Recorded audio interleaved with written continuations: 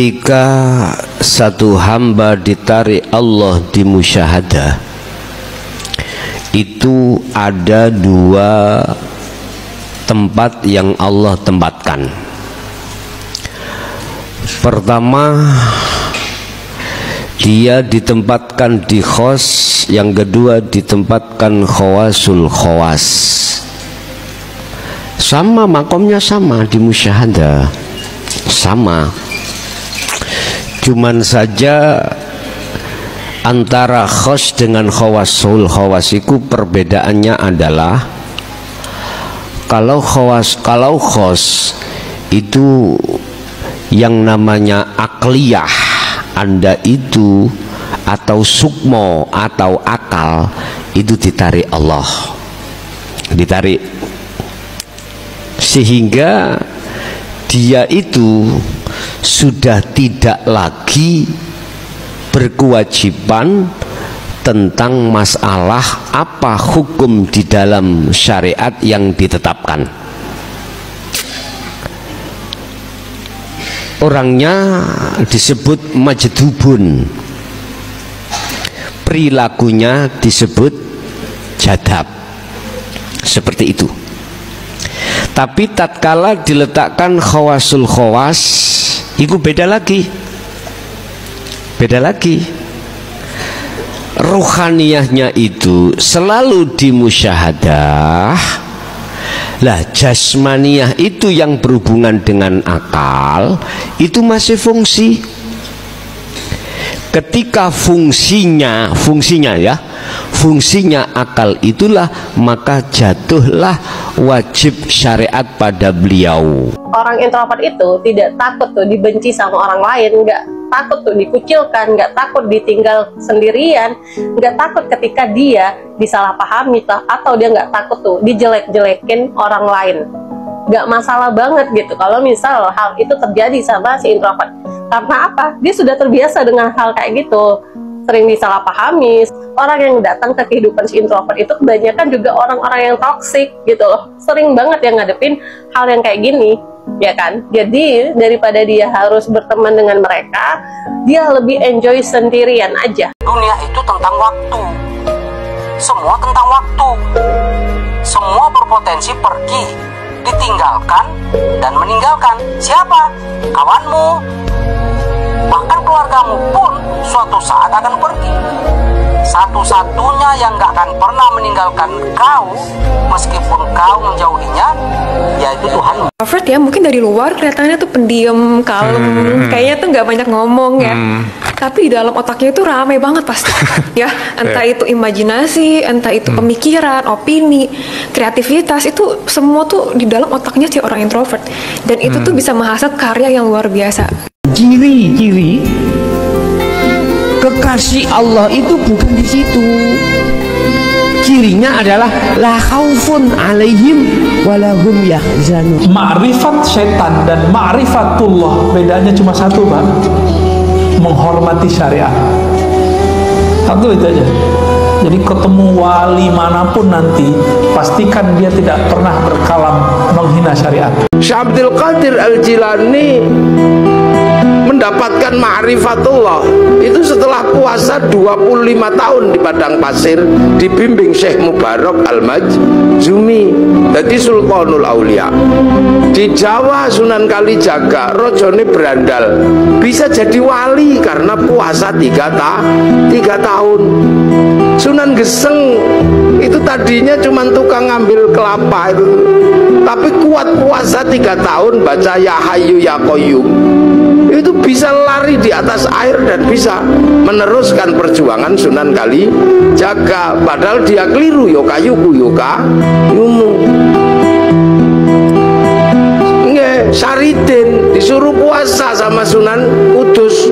Kalau kamu mau jadi penerusku yang hebat, puasa 3 tahun di atas pohon kelapa, baca Allahu Akbar, dilakukan 3 tahun, jadi pengganti para wali, namanya Syekh Jangkung akhirnya Saridin. Selain Kliwon ini memiliki neptu 4 ya, Kliwon 8 ya, jadi total 12. Memiliki kepribadian ya, bijaksana, tenang dan penuh pemikiran yang mendalam. Mereka dikenal memiliki intuisi yang kuat, sering memikirkan masa depan, dan mampu menjaga hubungan sosial dengan baik. Kliwon, ingat, jangan sekali-kali kalian bikin masalah sama Kliwon.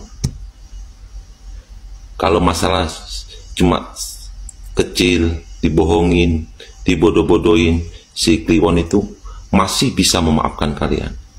Dia itu nggak bakalan dendam sama kalian. Tapi kalau udah melebihi batas dari kemampuan si Kliwon, jangan macem-macem. Anda nggak bakalan selamat.